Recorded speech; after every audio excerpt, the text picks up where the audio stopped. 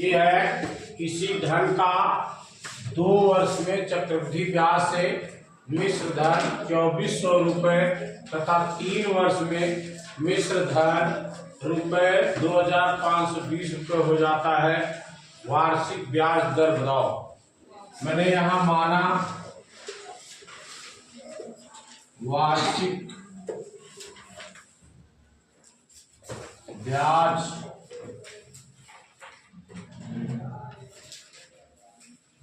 दर 8% है। मूलधन मैंने मूलधन माना X रुपए है।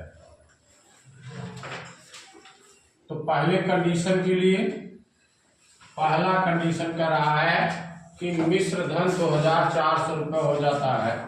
तो जैसे हम करते हैं कि A बराबर P1 धन R/100 के पावर n, यानी मूलधन एक कोष्टक में 1 धन दर बटे 100 घाते समय, ये लिखते हैं ना, मूलधन 1 धन दर बटे 100 घाते समय।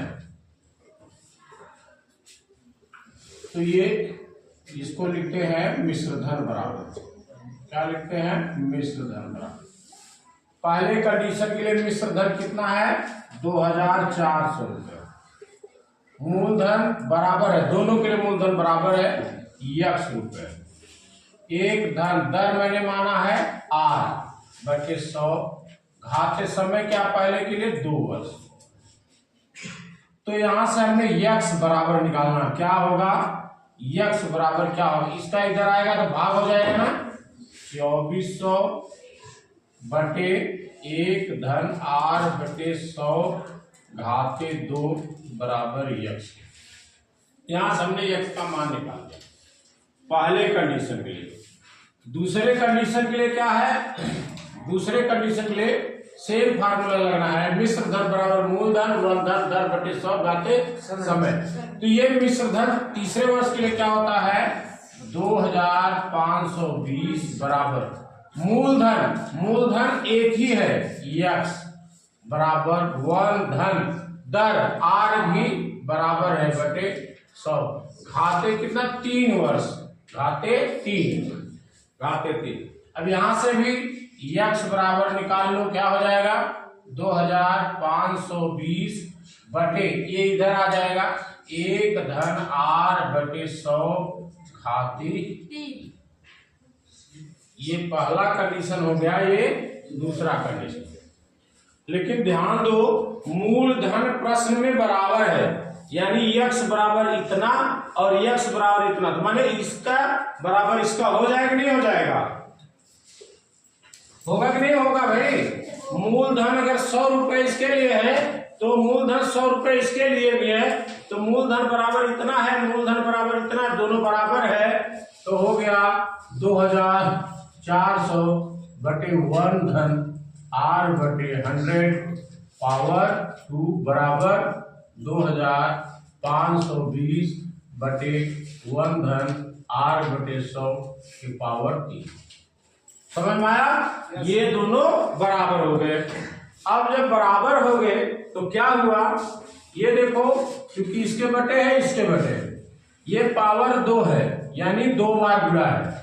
इसको थोड़ा सा अगर हम बढ़ा दें, ये हुआ 1 प्लस R/100 गुणे 1 प्लस R/100 लिख सकते हैं ना, और इसको 2520 बटे 1 धन R/100 गुणे 3 बार गुणा होगा ना, 100 गुणे 1 धन R/100।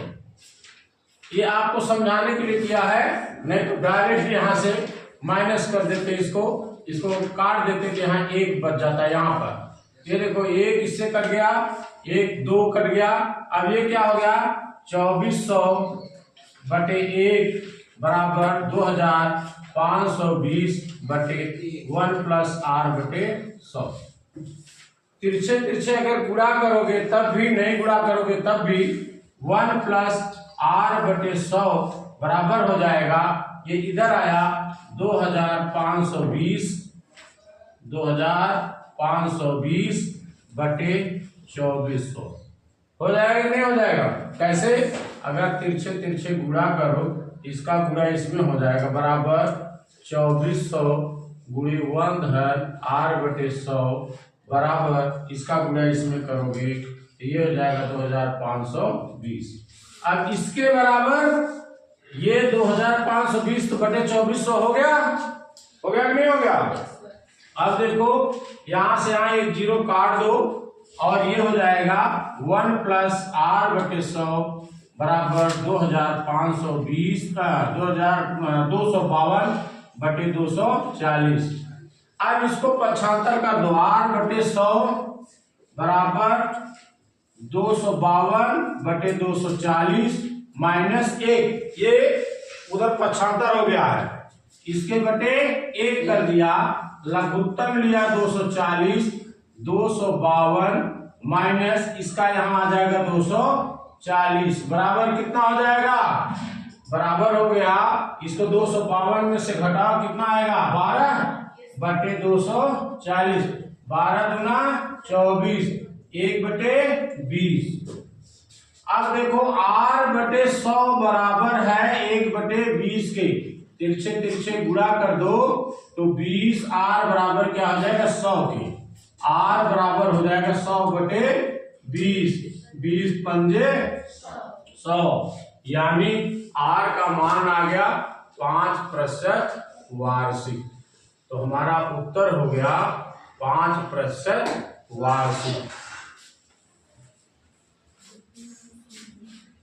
कह रहा है ब्याज तिमाही संयोजित किया जाए तो 8% वार्षिक ब्याज की दर से रूपांतरण का सही विकल्प होगा, मतलब 8% वार्षिक ब्याज दर। सबसे पहले देखो एक वर्ष में कितने माह होते हैं? 12 माह। कितने होते हैं? 12 माह। ये करा तिमाही, तिमाही माने 3 तिमाही, तो एक वर्ष में कितने तिमाही होंगे? एक वर्ष में कितने तिमाही? मतलब 1 2 3 जनवरी फरवरी मार्च अप्रैल मई जून जुलाई अगस्त सितंबर अक्टूबर नवंबर दिसंबर, कितना हुआ? 4। कितना हुआ? 4। एक वर्ष में 4 तिमाही हो गया। एक वर्ष में कितना हो गया? 4 तिमाही। अब ये समझो कि 3 महीने का ब्याज लगेगा मूलधन पर। 3 महीने का ब्याज मान लो 100 रुपए था और 3 महीने का ब्याज अगर 8 रुपए हुआ तो चौथे महीने वो 120 रुपए पर ब्याज लगेगा। समझ में आया? यानी जो 20 रुपए ब्याज था वो चौथे महीने क्या जुड़ जाएगा? मूलधन में जुड़ जाएगा। तब वो है कि एक वर्ष में कितना होता है? 4 तिमाही। अगर तिमाही ब्याज और दर की बात होती समय की, तिमाही में अगर समय और दर की बात की जाए तो समय में कितने का गुणा? 4, यही 4 तिमाही, 4 का गुणा, और दर में 4 का भाग दिया जाता है। अगर तिमाही बात हो तो समय में 4 का गुणा और दर में 4 का भाग दिया जाता है। इसको मैंने पहले भी बताया है। अब है ये 8% वार्षिक, मतलब 1 साल, वार्षिक माने 1 साल में 8%, लेकिन वो तिमाही जोड़ रहा, क्या जोड़ रहा? तिमाही। तो इसलिए समय, अगर समय, तो यहां समय की बात कर ही नहीं रहा, इसलिए इसको हमने छोड़ दिया। कह रहा दर 8% दर, 8 भागे 4 कर देंगे, 8 भागे 4 कर देंगे। दर वार्षिक है 8 और तिमाही के लिए 4 का भाग देना पड़ेगा, दे दिया, ये हुआ 4 दूनी 8, 2%, जो कि हमारा सी वाला सही है, इसलिए सी वाले को टिक किया गया। तीसरा सवाल है, नीचे 2 समूह ए और बी दिए हैं, ए समूह में प्रश्न और बी में उसके उत्तर दिए, क्रम बदल के दिए, सिर्फ आपको मिलान करना है, लेकिन उससे पहले हमें हल करना पड़ेगा। तो उत्तर में ए वाला देखो, सबसे पहले ए वाला कह रहा है कि एक वर्ष में कितने तिमाही होते हैं, माने समय। एक वर्ष में कितना तिमाही होता है? 4 तिमाही। कितना तिमाही होता है? कितना? 4 तिमाही, 4 तिमाही बताया, गिनती करके बताया। जनवरी फरवरी मार्च 1, अप्रैल मई जून 2, जुलाई अगस्त सितंबर 3, अक्टूबर नवंबर दिसंबर 4 तिमाही होता है। तो ए का उत्तर क्या हो गया 4। बी का क्या उत्तर है 10% छमाही ब्याज की दर से, 10% छमाही है, 10% क्या है छमाही है। ध्यान दो, इसको दो तरीके से हल कर सकते हैं। इसको 20% वार्षिक कर सकते हैं, इसको 20% वार्षिक कर सकते हैं। और एक वर्ष में कितना तिमाही होता है 4 तिमाही। तो या तो इसको जो है क्या कर सकते हैं हम भाग दे सकते हैं, है कि नहीं, दर में भाग देते हैं ना। तो ये जो है 20/4, 4 पंजे 20।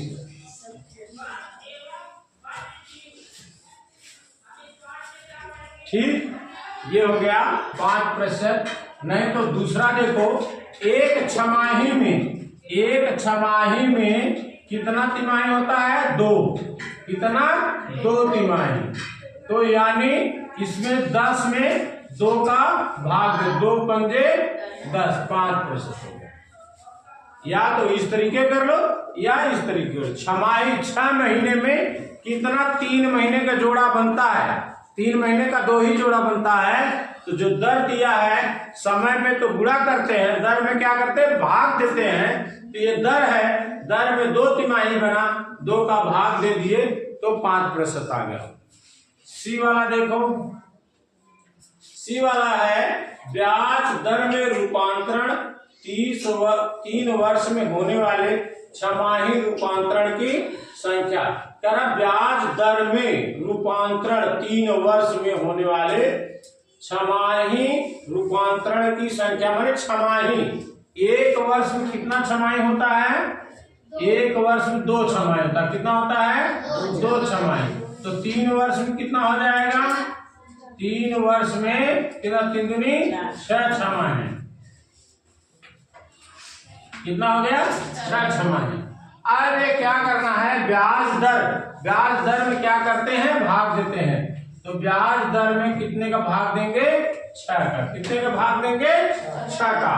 तो ये हो गया आपका उत्तर 6। क्या हो गया 6। डी है, कह रहा है 1/2 वर्ष के ब्याज दर यदि 5% वार्षिक है तो ब्याज दर होगी, माने फिर वही आ गया। एक वर्ष में कितना छमाही, एक वर्ष में ब्याज वार्षिक ब्याज की दर है, एक वर्ष में कितना हो गया 2 छमाही ना। और ये हो गया 1/2, 1/2 वर्ष माने 1 छमाही, कितना हो गया 1 छमाही।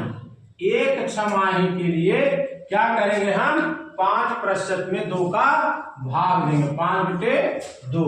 ये हो जाएगा 2 दूनी 4, ये इतना प्रतिशत हो गया इसका उत्तर।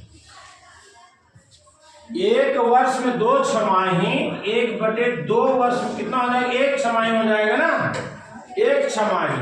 माने इसका मतलब 5/2 करना पड़ेगा, समझ रहे ना। ये वार्षिक है, कितना है वार्षिक है। तो वार्षिक माने 2 का क्या करेंगे हम भाग दे देंगे, ये हो गया इतना, समझ ना।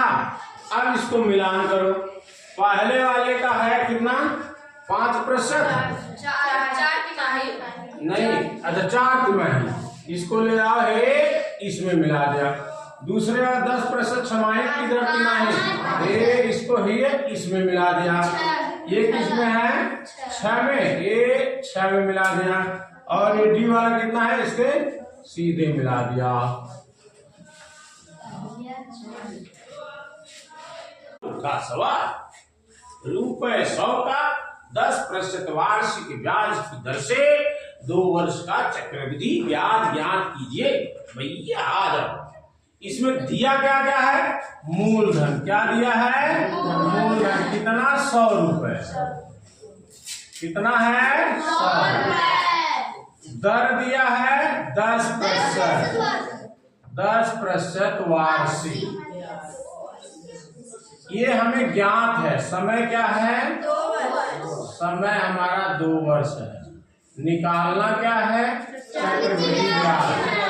क्या निकालना? चक्रवृद्धि ब्याज। अगर इतना बेटा लिख दिए तो समझ लो आप लोगों को एग्जामिनर देखते ही 2 नंबर आपको दे देगा। आधा सवाल कर कहता है कि चक्रवृद्धि ब्याज बराबर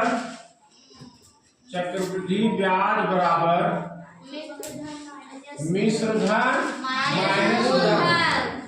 अब हमें इसमें मूलधन तो पता है, मिश्र धन नहीं पता है। तो मिश्र धन का फार्मूला A बराबर P 1 + R बटे 100 घाते n। ये है P माने मूलधन कितना है इसमें? 100।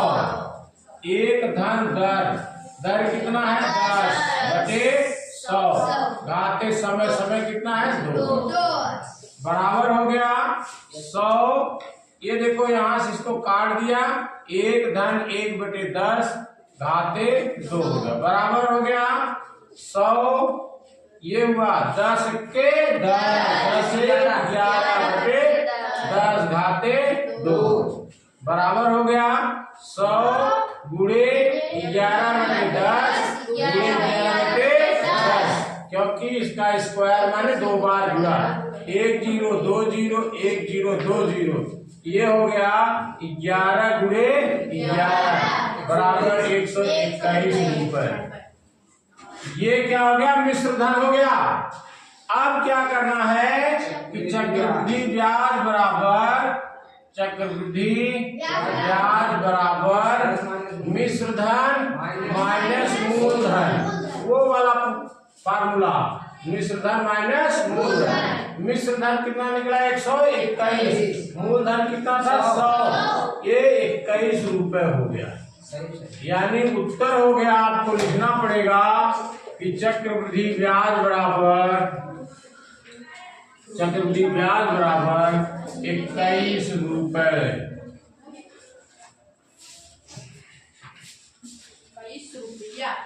15% वार्षिक ब्याज की दर से 1 वर्ष के लिए चक्रवृद्धि ब्याज और साधारण ब्याज में क्या अंतर है? तो आपने साधारण ब्याज भी निकाल लेना और चक्रवृद्धि ब्याज भी निकाल लेना। अब देखो सबसे पहले हम चक्रवृद्धि ब्याज निकालने से पहले क्या निकालते हैं? मिश्र धन। मिश्र धन बराबर मूलधन एक धन दर बटे 100 घाते समय। ये है मूलधन कितना है? 500 रुपए। क्या है? यहाँ एक निकाल लो। मूलधन 500 रुपए। दर क्या है? 15% वार्षिक। और समय क्या है? 1 वर्ष। और हमें निकालना है चक्रवृद्धि ब्याज। चक्रवृद्धि ब्याज निकाला, इतना लिख लिया, इतना हमने लिख लिया। इसको उठाया। मूलधन 500, एक धन दर यहां से क्या है? 15/100 घाते 1 बराबर। ये देखो इसको काट सकते। 5 के 15, 5 दूनी 10, 0। 500 एक धन 3/20 घाते 1। ये हो गया 500 कोष्टक में 20 से कन्नम 20, 20 3 23/20 घाते 1। ये हो गया 500 गुणे 23/20। 2 से 1 कर गया, 2 25 में 1 कर गया। ये हुआ 25 गुणे 23। इधर गुणा करो, 25 गुणे 23 में गुणा करो। 3 5 15, 1 3 दूनी 6 1 7। ये गुणा करो 5 दूनी 10, 2 2 4 1 5। ये हुआ 5, ये 7, ये 5। ये बराबर हो गया 575 रुपए। क्या हो गया? 575 रुपए। अब इसमें चक्रवृद्धि ब्याज बराबर मिश्र धन माइनस मूलधन। तो ये मिश्र धन है 575 माइनस मूलधन है 500। ये कितना बराबर हो गया? 75 रुपए। तो ब्याज कितना हो गया 75 रुपए चक्रवृद्धि ब्याज। अब कह रहा साधारण ब्याज, तो साधारण ब्याज बराबर फार्मूला याद होना चाहिए, साधारण ब्याज बराबर मूलधन गुणे दर गुणे समय बटे 100, ये बटे 100 हो गया। अब देखो मूलधन क्या है 500, दर क्या है 15, समय क्या है 1 बटे 100, 1 2 कट गया, 5 गुणे 15 करना 15 बचे 75 रुपए। यानी क्या अंतर है, कुछ भी नहीं, 0। तो कितना है, कुछ अंतर नहीं, 75 रुपए साधारण ब्याज और 75 रुपए क्या है चक्रवृद्धि ब्याज। ऐसा क्यों, ऐसा इसलिए हुआ कि 1 वर्ष के लिए था, 1 वर्ष के लिए जो चक्रवृद्धि ब्याज होगा वही साधारण ब्याज होगा, लेकिन दूसरे वर्ष के लिए साधारण ब्याज पर जो है सेम रेशियो लगा रहेगा, लेकिन चक्रवृद्धि ब्याज जो 75 रुपए आया, ये 575 रुपए पर ब्याज 15% लग जाएगा। समझ में आ नहीं आया? ब्याज पर भी दर लगता है, उसको चक्रवृद्धि ब्याज कहते हैं, लेकिन साधारण ब्याज में जो हमें ब्याज प्राप्त होता है उस पे ब्याज नहीं लगता। अंतर क्लियर है?